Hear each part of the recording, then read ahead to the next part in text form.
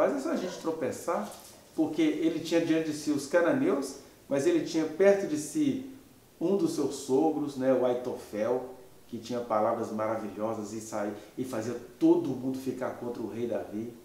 Ele tinha o filho dele que, por um ódio legítimo, consegue levar todo o reinado, mostrando para Davi: Davi, se não sou eu na sua vida, você nem rei seria, porque olha só, esse povo não gosta de você, Davi. Eu tenho sido chamado em muitas reuniões lá na escola, porque o argumento deles é assim: as pessoas não querem você falando. Aí eu lembro que na última reunião, porque você tem que lutar contra carne e sangue nessas horas, né? Porque eu não estou na igreja, eu estou na escola, um emprego concursado. E aí, na última reunião que me chamaram, eles assim: não, porque os alunos vieram reclamar e tal. Aí estava lá a inspetora escolar. Eu falei: pausa. Eu já estou cansado dessa história de que aluno falaram mal de mim. Eu quero saber, na reunião tinha quantos alunos? Desses tantos alunos, quantos falaram mal? Eu não quero saber quem é, não. Eu quero estatística aqui agora. Aí, mas aí não sei o que. Aí a inspetora: não, gente, é isso mesmo. Vocês não estão falando que tem aluno falando mal dele? A reunião tinha quantos e eram quantos? Aí elas tiveram que dar uma numeração lá, que depois eu fiquei sabendo por uma aluna que foi mentira dela. Não, tinha 15, então foram uns 4 ou 5. Aí, então, ele não está tão ruim na fita assim, não. De 15, 4 ou 5. Aí eu fui conversar com a chefe de turma do primeiro ano. Ela falou assim: professor, mentira. Na verdade, uma pessoa começou a falar e outras duas. Por que você está falando isso do professor? Essa é a briga, né? Então, são esses demônios institucionais, né? Que o Davi olhava para isso assim: coitado do cananeu, ou do traficante, ou do abominável, ou da prostituta, ou da bicha romana. Essas pessoas não são nada perto dessas que têm o poder institucional na mão e têm o poder de acabar comigo.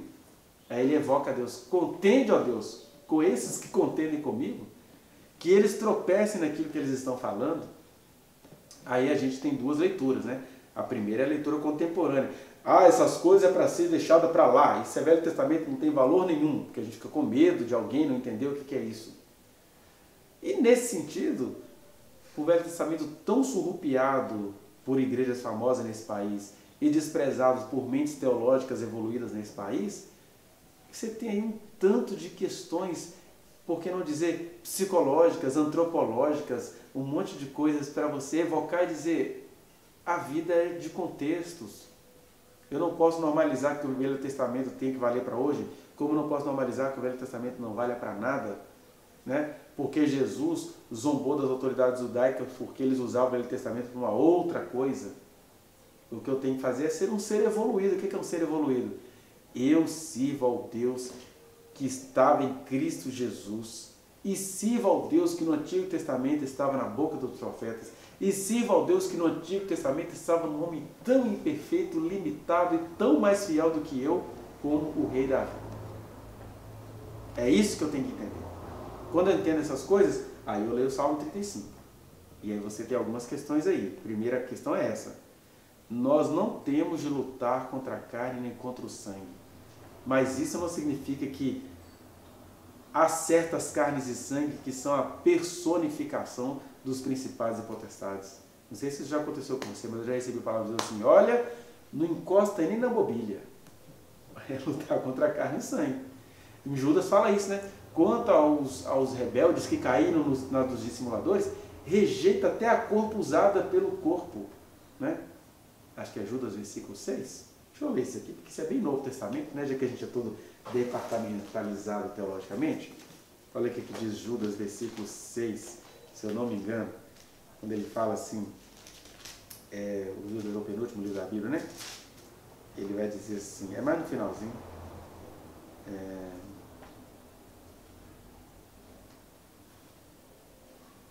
é isso aqui, ó, Judas, versículo 22.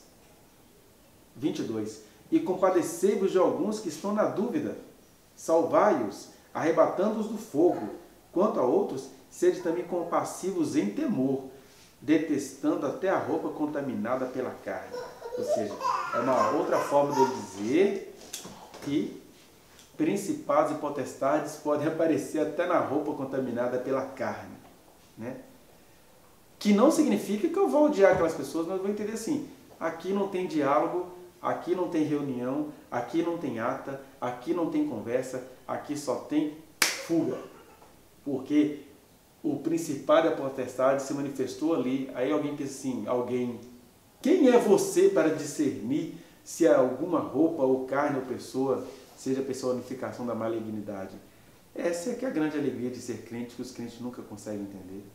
Porque quando você anda com Deus, e Ele disse isso, né? Clama-me e responder-te-ei e anunciar-te-ei coisas grandes e ocultas que você nem sabe. Aí Deus fala assim, sai fora daquela pessoa. Eu me lembro de um pastor renomado, o nome dele era Neemias Mariem, que foi o pastor que começou o diálogo sobre a questão da diversidade lá nos anos 90 ainda. E aí eu lembro o cara dizendo uma vez que ele achava aquele homem assim, um dos seres humanos mais maravilhosos. E Deus falou com ele, não vá andar com esse homem. O caminho de vocês é diferente. Não quer dizer que o homem seja uma figura má. Quer dizer só que a maldade começa quando o cara fala assim, vou andar com ele. Aí vira uma outra coisa horrorosa. Talvez uma das grandes coisas que a gente precisa perceber na nossa caminhada no Evangelho é isso, né? Eu lembro uma vez que a gente estava reunido e um culto foi tão em si mesmo gostoso, a gente estava tendo uma manifestação e aí Deus disse pra gente, isso aqui está muito lindo, mas eu não quero ninguém reunido aqui desse jeito. O culto até flui, as coisas acontecem, mas vocês não andam porque a coisa é gostosa, vocês não andam porque o avivamento está acontecendo, vocês andam de acordo com a minha palavra. Então essa comunhão aqui eu não quero. É como Deus chegar para Caim e Abel e dizer, ó, o culto dos dois está legal, mas eu gostei do culto do Abel. E aí o Caim começa a fazer, não, isso não pode ser Deus não, Deus agora está dispersando o grupo, Deus agora está dificultando as coisas, Deus agora ficou injusto. Deus fala assim, está vendo que Davi conseguiu entender uma coisa que vocês não conseguem entender? E aí esse cara que consegue entender uma coisa que vocês não conseguem entender, faz um salmo desses, contende, ó Deus, com os que contendem comigo. Aí alguém fala assim, você está desejando mal? Eu estou voltando Deus, meu Deus, que mal eu posso desejar quando eu peço a intervenção divina sobre a vida de alguém? Sendo que eu estou pedindo a intervenção daquele que eu sei que é amor, daquele que eu sei que a sua justiça é a pura manifestação do seu amor, daquele que eu sei que sempre a misericórdia prevalece sobre o juízo. E aí só ele sabe o que é misericórdia na vida do perverso, só ele sabe o que é juízo na vida do perverso. Então quando o rei Davi, ou o Davi, né, sendo banido, ou ainda pastor de ovelha, fala essas frases, e ele sempre teve que contender com ele, né? Você vê que a relação de Davi com o pai dele não era muito legal, porque o cara vai receber a visita mais importante de Israel, que era a visita do profeta. E ele simplesmente não põe o filho no evento de receber o profeta. A relação ali não era boa. Então ele sabia que era ter gente contendendo com ele dentro de casa, ele sabia que era ter gente contendendo com ele em relação aos cananeus, e aí ele tinha que combater os cananeus, mas ele tinha muitos amigos cananeus, como o Itaí, o Edomita. Tinha um Edomita, tinha um outro que era lá o Gadita, gente lá de Gade, o filisteu, amigo protetor dele, que era muito mais amigo do que o seu sogro, né, o Aitofel, e tantas outras pessoas de dentro da casa deles que usufruíam dos bens, da riqueza e tudo. Mas esse cara, né, a Mical, diz o texto bíblico, interpreta-se que Mical não teve filhos, porque a Mical achava Davi um grande frango galego, né? Um adorador chato, porque um guerreiro que faz salmo não é um homem assim, não é um homem viril. Faz salmo, poesia, né? O Platão falava que os poetas tinham que ser banidos da vida em sociedade. Então, o Davi conhecia essas pessoas e conhecia o Deus que podia interferir nessas pessoas. E é claro, ele possivelmente tinha fantasias negativas acerca de Deus, ele deve ter achado que Deus passou a persegui-lo depois da situação dele com a Batseba, dele ter assassinado com muita arte o marido dela.